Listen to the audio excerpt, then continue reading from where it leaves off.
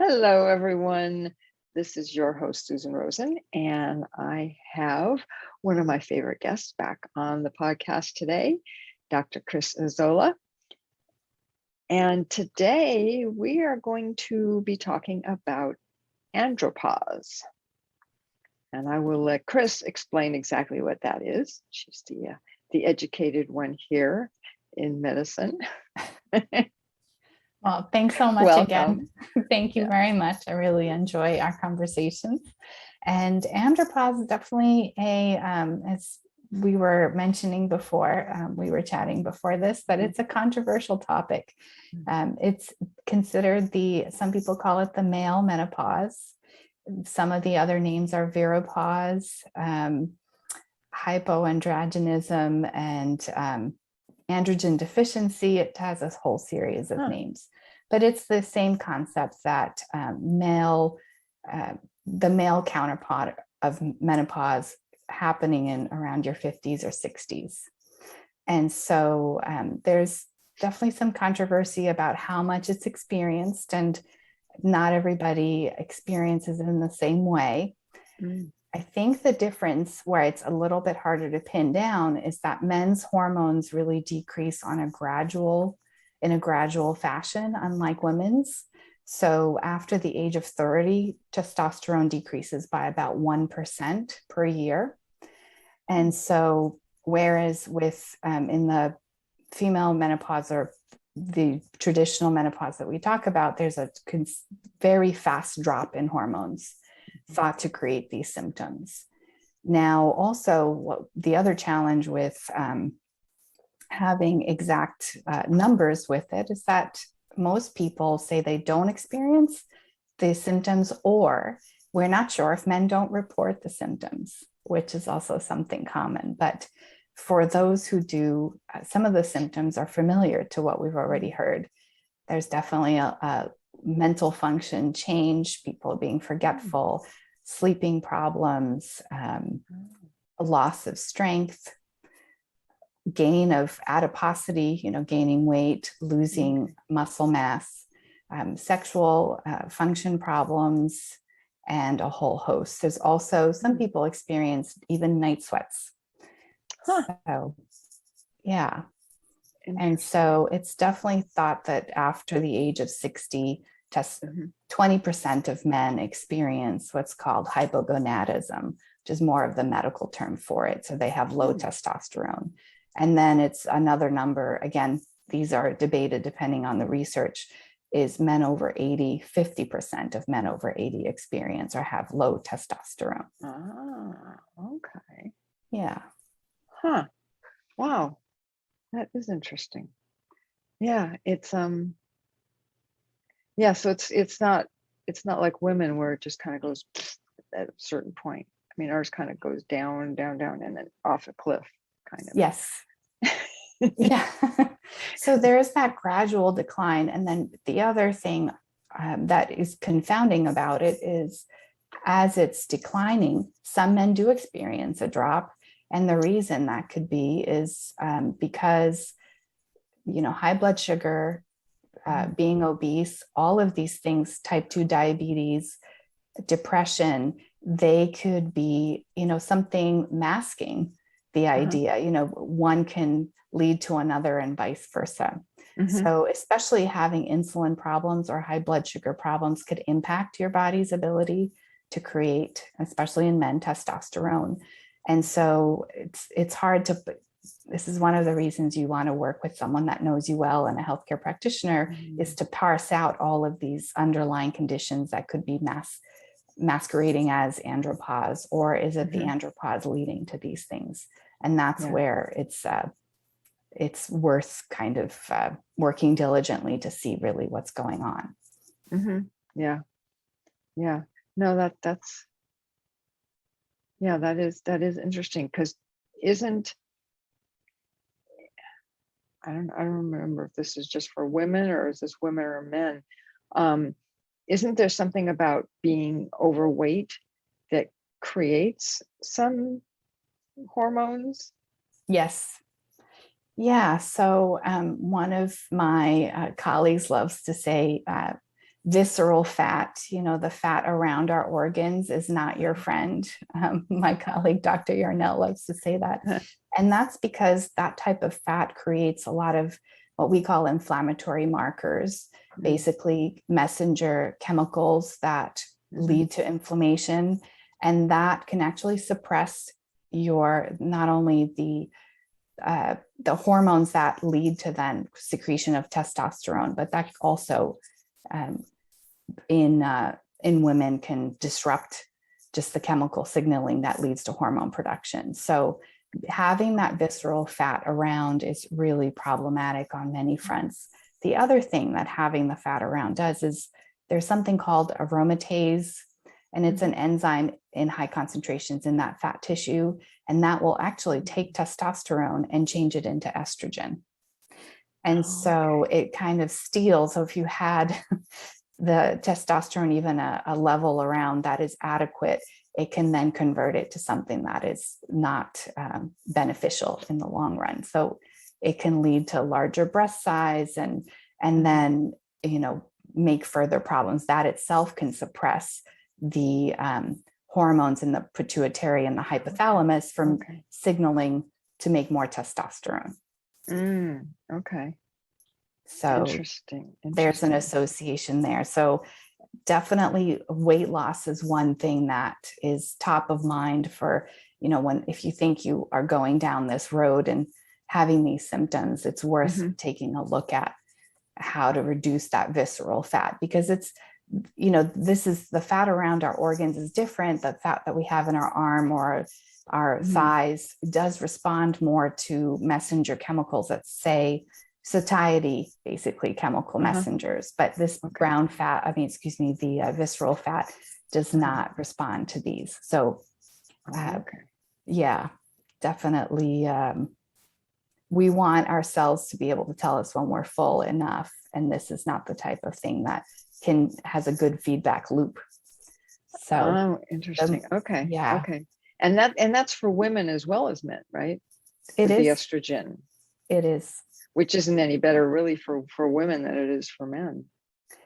Just in different. Excess, no. Again, it's a balance. And the other thing that over time we are consistently seeing more and more research around is that a lot of the environmental chemicals, whether it's pesticides or plastics, really have the same chemical structures as estrogen. So in that case, men are being exposed to these xenoestrogens, we call them, from the environment. And that's another thing that can either contribute to this overall excess of estrogen, and why you want to have obviously decrease your exposure, but have a good way to process and to stay healthy so that you're not just building up all of the estrogen in your body and suppressing your testosterone further. Okay. No, then that makes a lot of sense. I mean, especially because there are so many other downsides, or whatever you want to call it, of gaining weight, right? Yes. I mean, a lot of times people gain weight because they're not exercising, but then it gets to a point where they can't exercise because of the extra weight that they're carrying. Exactly. Right. I mean, it's a catch-22 kind of thing. Yeah. Right. And that's what we see as well, is on the one hand, when your testosterone is low, and that can contribute to you having excess weight, but then the excess weight back then has a problem with the testosterone. Like it's a bidirectional situation where having one or the other, they impact each other. So the more you can get off that ladder and start building a healthy regimen, the better off the cycle will be. Yeah, no, that makes a lot of sense. So are there other things that are more unique to men going through the andropause than women going through the menopause? Are there any other differences? Primarily, I would say the notice in there's more of a mention of fatigue and that loss of kind of motivation. Definitely a noticeable difference in sexual drive. those things, and the ability to the notice in muscle mass loss, things of that nature, loss of strength, are more unique. Interesting. Okay. Okay. And is some of that a result as well of that little chain reaction kind of thing of not working out and, you know, not doing strength training, which men typically do a little bit more of than women do?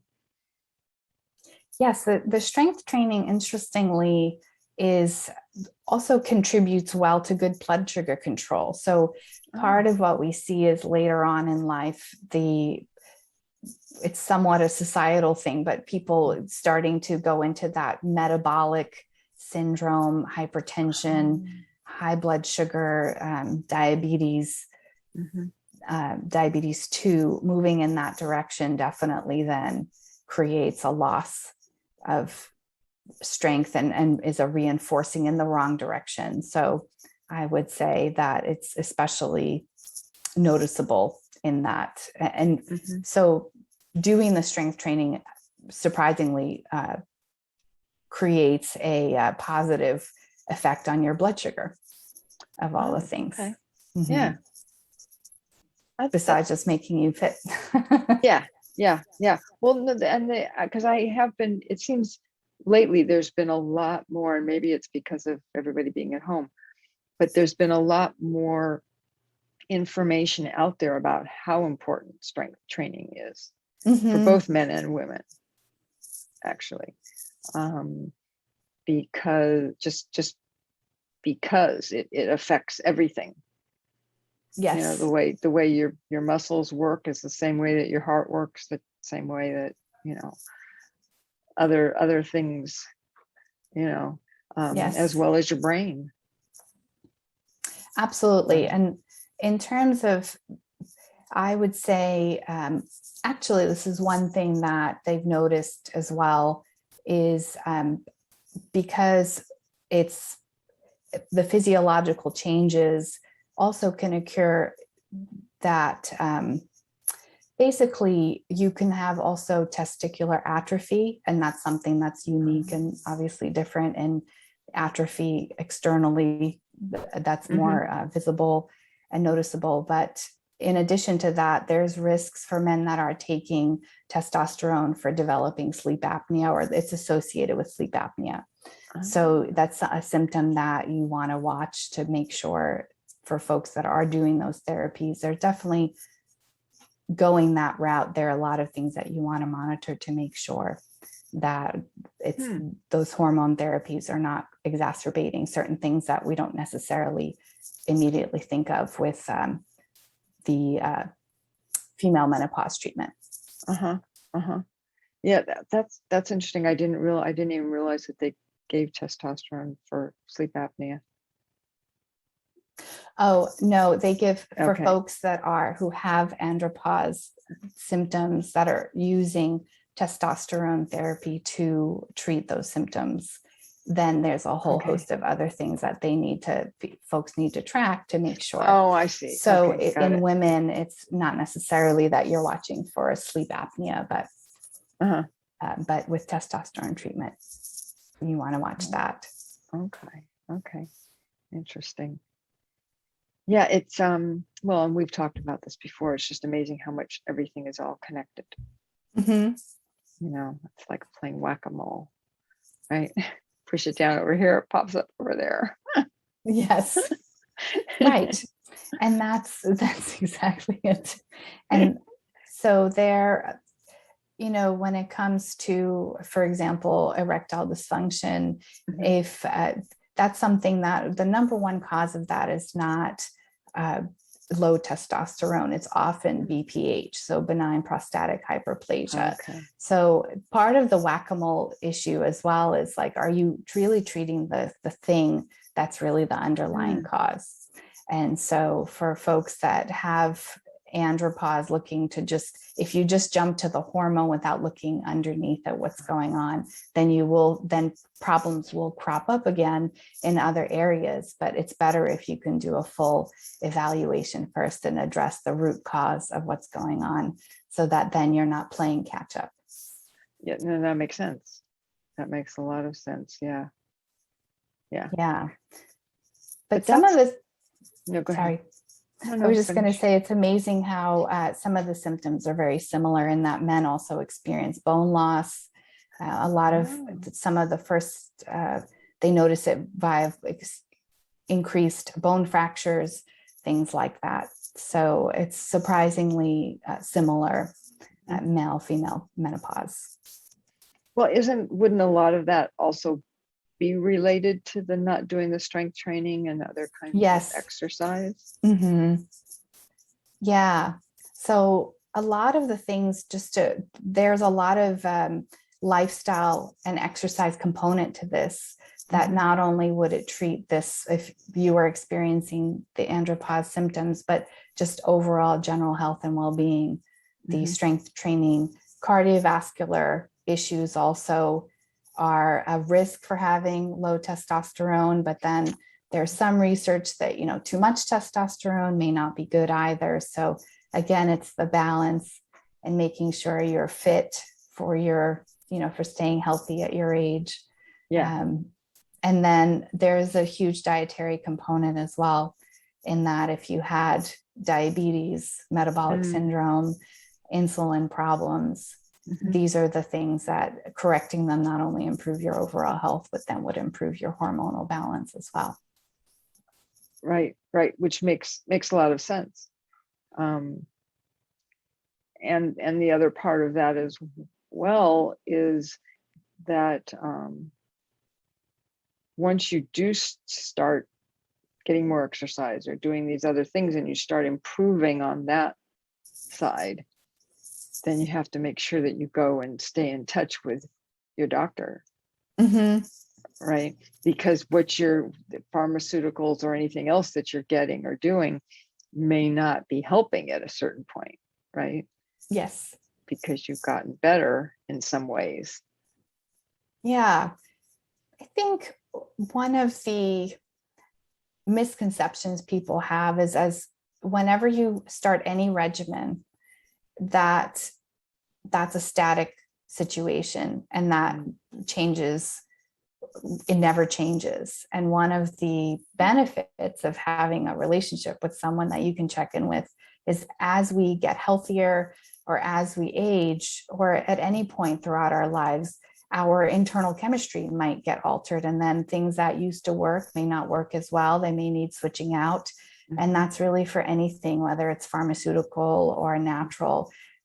We are dynamic beings, and we are going to need our regimen changed and to change dynamically with us. And so, for example, for folks that are truly improving their blood sugar regulation via diet and exercise, they may not need as much metformin over time, or certain formulas or balance of things that they're taking may no longer be as helpful. So they just always need adjusting and checking in. No, that makes a lot of sense. Yeah, especially as you get older, right? Because your blood vessels can start getting a little weaker or not. And, and then there's all the cholesterol stuff that everyone's always going crazy around. And, giving prescriptions for, and it's so much healthier if you can handle it with diet and exercise, which for most people is possible. But again, you want to, work with your doctor so that they can adjust your medications. Yes. Yeah. And surprisingly, even when it comes to dietary interventions, some people, in controlling blood sugar, for example, to help with low T or andropause, different diets work for different folks. We know that research has borne out that a low-fat diet hasn't been particularly helpful in that. And then some folks really respond well to a Mediterranean diet. Some people really well to a paleo diet. There's always food intolerances that require customization so that your body is not creating excess inflammation that then makes this cascade even worse. So there's a lot to be said for customizing a plan that works for you, and making sure, even down to the level of exercise or the weights that you're doing, making sure that you're doing the amount that your own personal body can handle and not like injuring yourself, which then is definitely would then throw you off your regimen for a longer time. Yeah. Just a little bit. Yes. I don't know about you, but sometimes I'm looking at those bigger weights thinking I'm gonna lift them, but it does take time to build up that strength. And yeah. Well, and depending on whether you're going to the gym or you got the weights at home, there's a difference as well, right? Because I know, like for us here, we have a bunch of different weights, and I have, a couple of 5-pound weights and a couple of 2-pound weights. And I want to go up to a 10-pound weight, but the next thing we have is probably about 12 or 14, and I just can't. It's too heavy, right? Yeah. So what I have on my list now is to go out to Amazon or wherever and get myself a couple of 10-pound weights so I can go to the next level and then get on the other weights that we have. Yes. I don't know. It's because that's how you hurt yourself, is trying to even just trying once or twice to pick up some of these weights. It can be difficult. It can be very difficult, and it's very easy, or you think it's easy and then you do, too many of them, right? Yes. And then it can take a while to recover from that. Yeah. And you have to start all over. And that's part of it too, is making sure that you get enough protein in your diet, because working out definitely, we all see a lot of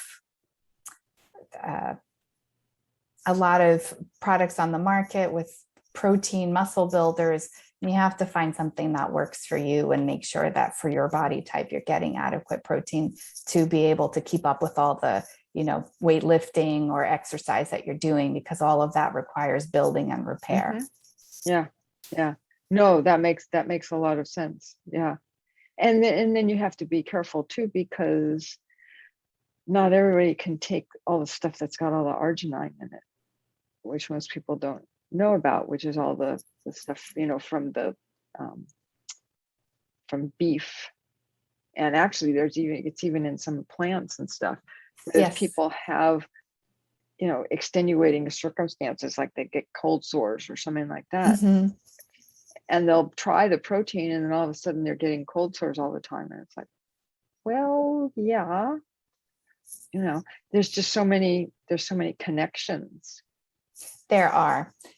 And the arginine story is a bit of a unfortunate one, because a lot of things like nuts and chocolate and things that we like to enjoy that are typically healthy for us, if you have herpes simplex, if you have herpes and are a carrier, which many people do, then balancing that out with lysine, or seeing what works for you in terms of amount is challenging. But yes, protein powders do have a lot of arginine in it. It's a way to get it in quickly, and it does have some vessel dilating properties and good things that it's doing, but for herpes it can be challenging.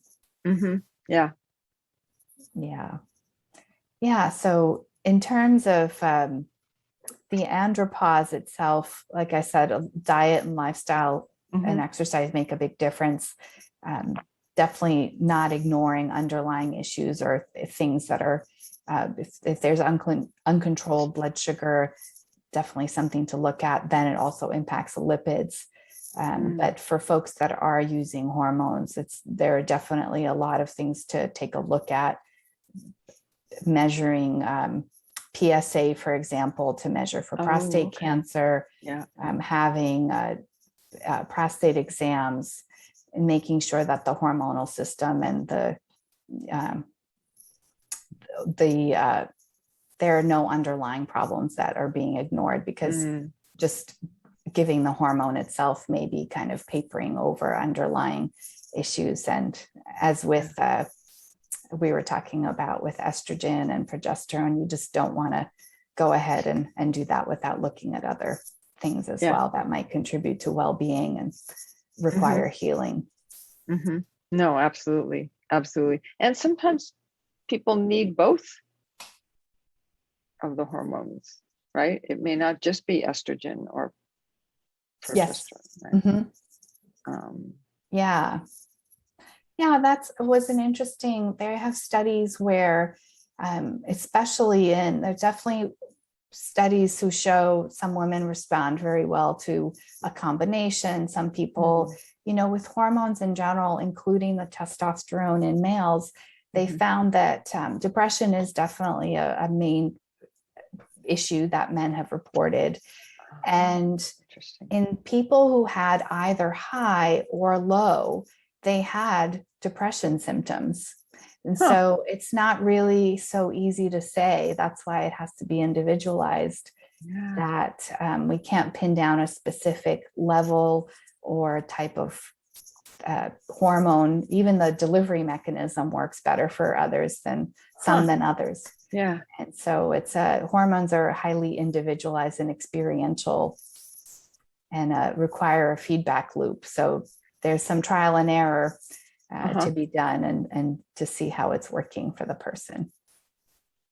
Well, that's so good to know, because I think a lot of people, men and women, we hear from other people, or we read about, in some of the magazines and stuff, and we think that, if we're getting depressed, then we need estrogen. And then you go into the doctor, and the doctor says, oh no, your estrogen levels are fine. But they don't take the next step to try and figure out, well, maybe they're too high. Maybe there's something else that somebody's missing. And I find one area of research that's really exciting is around the microbiome. So the bacteria we have in our gut, and it's been quite a few years now that we've known the digestive tract and the microbes within it make about 70% of our serotonin.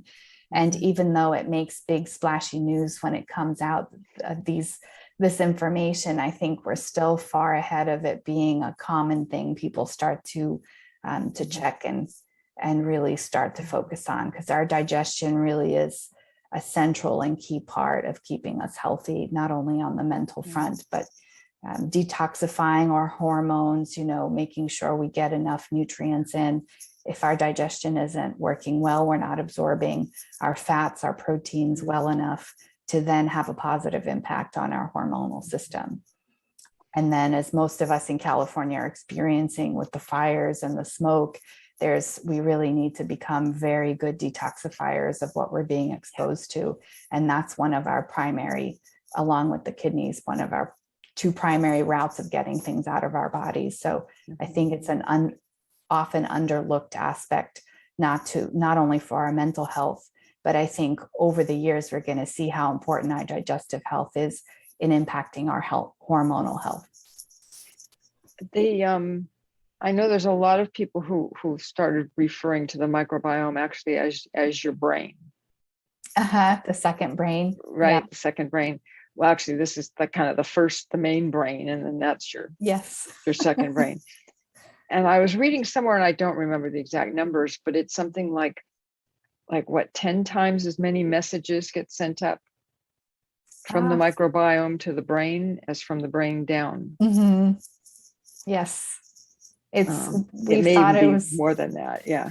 We thought it was an equal bidirectional thing, but it's actually more one way than we've expected. Yeah. It's very interesting. Oh, it is. So out of curiosity, have you had much experience with some of these, those things where you can go in and buy the kit or whatever it is and go have it, you send your little sample in and then they tell you, what things you have wrong or other, that you can do on your own. Are you familiar with any of those? I can't remember the do a names. lot of stool testing. Okay. I have a few labs where I have a good experience with, and I use, and so I do have patients at home do their own, take their own samples and send it in, and then we look at how they're processing. Yeah. But some of these are they're like ads in magazines, or again, articles or something. And they'll say, oh yeah, here's 5 of them that you could send your own. You can have this kind of testing done or that kind of testing done. And I know before, I don't know how it is now, but I know before it was starting to get very popular, right? That's where people were all doing it themselves. And then these companies were telling people, oh yeah, eat more of this or eat less of that, or, oh, you're allergic to this, or all that kind of stuff. I think a lot of, as many doctors do, we have continuing education on this, and definitely by lab, there are methods that are more reliable than others. So that's where I have certain laboratories where I know exactly how they're processing these tests. Sometimes, because you can measure genetic material in a stool test, which some of them are doing, those can have indications, like you can use them in certain instances, but they're not helpful in others.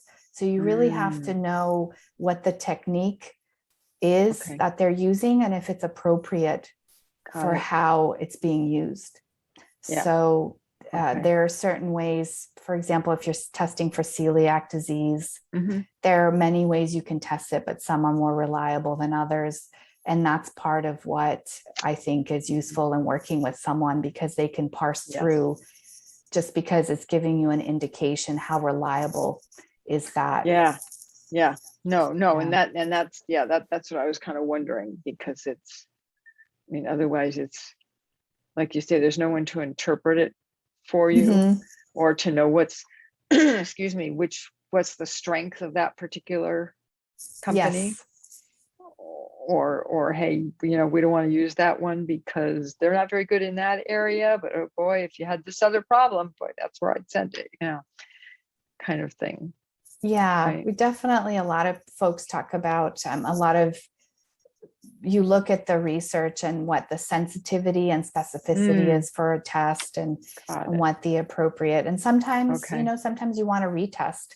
There are situations where the sample itself is not as it didn't make it to the lab for some reason, and it got corrupted on the way, and then when you look at it, often if you have enough experience running these tests, you realize when they need to be rerun and all of that. And I would say one of the challenges you have when you run these tests in general is you want them to be accurate, especially when it comes to food intolerance, because it can create food phobias for folks. And sometimes it's the fact that your microbiome is out of balance, causing reactions to food. Once you correct that, then you're no longer reacting to it. And so you don't want to have to avoid your favorite foods because there's a challenge, there's something misunderstood about that, and then suddenly you're no, that makes perfect sense. I know when I developed all my allergies, I was allergic to everything, or half of everything that I was eating, right? But then I stopped and did the whole challenge test thing. And then it became obvious that there were really 2 big things, and then there were like 3 or 4 others, and that was it. Right? And then things that I thought I was allergic to, all of a sudden it was like, oh, okay, they didn't bother me anymore because I had stopped those other major allergies. I couldn't do dairy and anything from a cow. Still not, and wheat. The usual biggies that people are allergic to. Mm-hmm. So yeah, back to your point of everything being interrelated, I think once you have an inflammatory process going on, it can then make everything hyperreact. Yeah. And so it's important to identify and experiment, with a few things. And there's a very careful process of removing things out of the diet, introducing them in a way that will give you the information accurately. And that then will give you a clearer picture. Yeah. And often, that's a very tough situation to be in when you react to half the things that you're eating. And so I'm sure that many people are motivated and much prefer identifying the smaller number that then calms everything else down, and you can. Oh, absolutely. Yeah. And it can change. That's the other thing. I mean, as we get older. Yes. Right. You don't eat something for long enough time, then even if you do eat it, usually it doesn't bother you. But sometimes it still will. Yes. Yes. It's so individual. Oh, isn't it? Yeah. Time. But I think we will see more research around how the microbiome, it does change as we age and in different phases of life and different environments that we're in. So we might see that the microbiome processing of these foods over time also, I mean, we are the microbes that we carry as well. Yeah. Maybe that's one of those things that's driving the change in what we can eat throughout our lives. Yeah. No, and I would not be surprised at all if that happened. And probably is tied into all the hormones as well. Yes. I wouldn't be surprised. Again, there's a bidirectional relationship. The hormones impact the microbiome, and then the microbiome is in turn impacting the hormones. So I think, that's something, if I were to say that men should definitely be aware of, pay attention to that digestion, because it makes a real difference. So in terms of just to go back to the things that they complain most about are more around the strength and the sexual problems and maybe the sleep issues. But I have a experience and a sense that maybe there are a lot more underlying issues that may not be mentioned, as many of us go to the doctor and may not have these front of mind, but these are contributing things that are very important to their hormonal system as well. Right. Or we even forget, if we don't make ourselves a list of the things we wanted to talk about. Right. Yeah. And then you totally forget to mention something that could very well be something that's important. Yeah. So it's really helpful to have someone who knows you well and to go through and kind of go through just overall well-being and different systems, because like you said, it's all interrelated. So parsing these things out, they eventually bubble up, but they just might take time to unravel. Yeah. No, that it makes so much sense. Yeah. To try and be seeing the same person for longer periods of time. Yeah, that relationship is an important one. And we also see over time that obesity itself changes the microbiome, but there are times where they've taken, this is rat research in mice, they've taken microbiota, so microbes from fat mice, and put them into thin mice, and then the thin mice gain the weight. So we'll have to see this research kind of developing over time to see, will we have just probiotics? Right now, there are things on the market where they're considered microbes that help regulate these metabolic and our ability to burn off fat, are the microbes certain one's going to help us with that. Okay, interesting. Yeah, and hopefully they'll get better as well in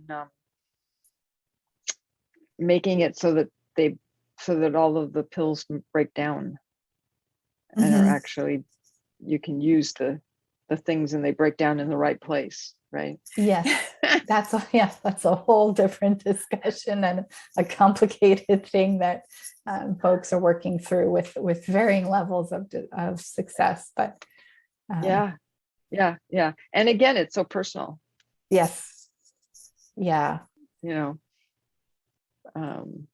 That's a discussion for another podcast, I think, talking about those kinds of things. Right. Yeah, and that's one of the things with the stool testing that I find helpful is to, in many folks, either stress or diet, lifestyle, pharmaceuticals, lots of things they're doing and taking. Sometimes you have beneficial bacteria that's really absent. And so when you take a look at that and you try to replenish, but you have a place then to start. When you see the lay of the land, you can then have a better idea of how to change it to a positive direction. Yeah. No, that makes a lot of sense. Definitely. Yeah, but that's evolving, and I think a really exciting new area of research. Yes. And it is interesting because it's taken a while for the more traditional parts of medicine to start saying, oh yeah, wait, well maybe that can help. Yeah. Yes. I mean, I think you being a naturopath and are a little more, I don't want to say on the outside, but a little more aware of some of these changes and not just the medications, but just the whole way of looking at the body than a lot of the traditional MDs that come out of some of the medical schools. So yeah, I think in general, I medicine is moving into a more holistic, multi-system kind of direction, and I think that will be really beneficial. Yep. And andropause as well. It's going to take a while. There's still quite a bit of controversy around it, and a whole bunch of practitioners still trying to, with various opinions on it and how to treat it. So that will be an area as well. I think we'll have a more holistic approach, and we'll be developing over time.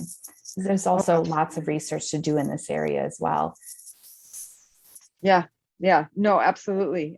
Because I think that women got a lot more attention with menopause than the men ever did.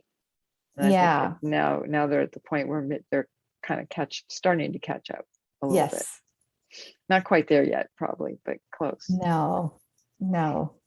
Yeah, I think especially the area for exactly how glucose levels impact hypo, low testosterone folks. I think there's a huge area of research that still needs to be done. So hopefully in a few years we can have this conversation again with a whole host of other data points to talk about. Yeah, no, absolutely. Well, as we well know, it's all changing and we're learning more, and the old becomes new and the new becomes old and all of that. And the cycle continues. Exactly.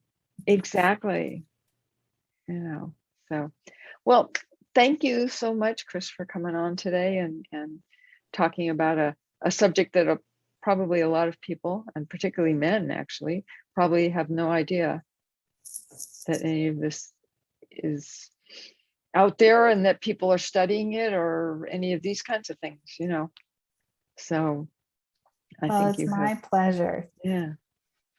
I appreciate the information and the time and effort that you always spend on preparing for our podcast. So thank you. And I will end with my usual spiel here about that I am not a doctor. And even though Cris is a naturopath, but this is still not to be considered as medical advice. If you are having any of these kinds of issues, then I would really suggest that you go and talk to your own doctor, because they're not going to know unless you tell them. So go for it. And hopefully, if you are having any issues, they can take care of it and help you with it. So that is going to be it for today. And I will look forward to talking to all of you next week. Thanks very much, Susan. Thank you for coming on, Cris.